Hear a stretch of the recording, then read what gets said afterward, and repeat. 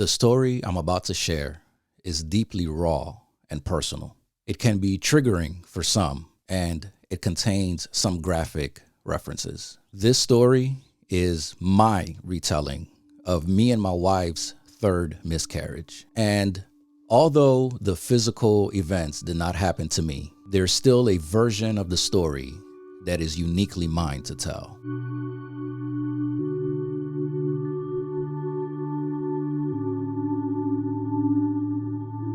After 2 unsuccessful pregnancies, my wife and I were blessed to finally be able to welcome our firstborn son in the spring of 2020. Now that we finally experienced a successful pregnancy, resulting in the most brilliant, amazing, and energetic baby boy, we sought to expand our family by adding one more about a year later.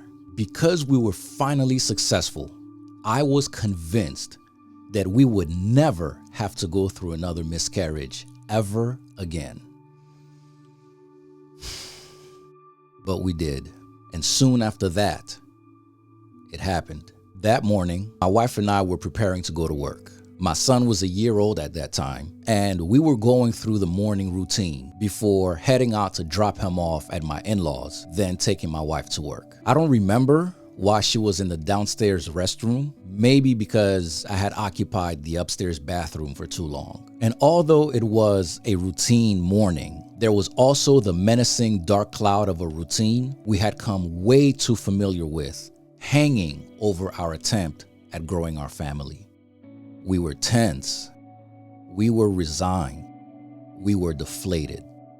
Her words kept circling my head. Instead of producing life, my womb produces death, and I felt like her supplier of death. But her womb had produced life, and that life was waiting upstairs to be taken to his grandparents that morning, just like all the other mornings. Then I heard my wife scream, saying, "Babe, it's happening." I'd never heard so much fear in my wife's voice, a fear that was welded with agony. I flew down the stairs. I saw my wife writhing in pain as her body had started to expel the death that was inside of her. I saw her in distress on the toilet, then onto the floor.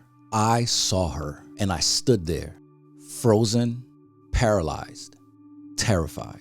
I didn't know what to do. Then suddenly I sprung into action. There was our son, who didn't need to witness any of this. So I drove him to my in-laws 10 minutes away, which meant that I had to leave my wife for 20 minutes in her condition by herself. I couldn't give my mother-in-law any impression that anything was happening because she didn't know that we were pregnant to begin with. So I had to be routine, normal, neutral.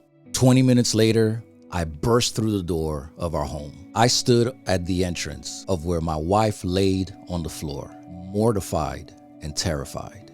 Blood, so much blood. I was gripped by a deep sense of ineptitude. I couldn't do anything. I couldn't say anything.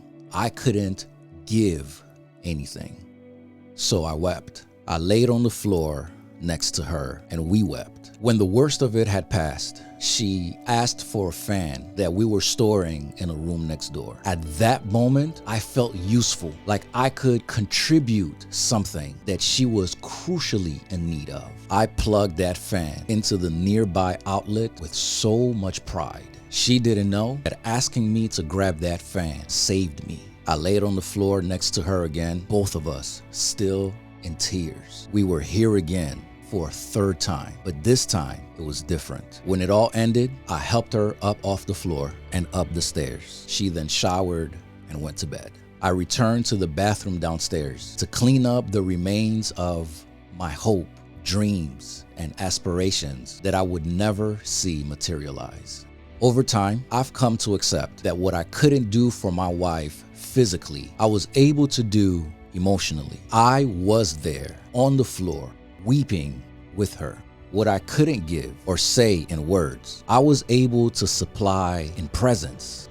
I've come to accept that being is way more powerful than saying, than giving, than doing. What is truly important is that I was there with her and that she didn't have to go through this horrific experience alone. As men and fathers, we are conditioned to think in terms of our abilities to do. But oftentimes, active and engaged presence is truly the only valuable present we can give.